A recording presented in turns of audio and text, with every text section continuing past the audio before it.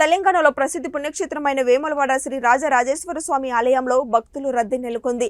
సంక్రాంతి పర్వదినం ఆపై సోమవారం కావడంతో పాటు మేడారం జాతరకు ముందు రాజన్నకే తొలి మొక్కు చెల్లించడం ఆనవాయితీగా వస్తుండటంతో ఆలయానికి పోటెత్తారు.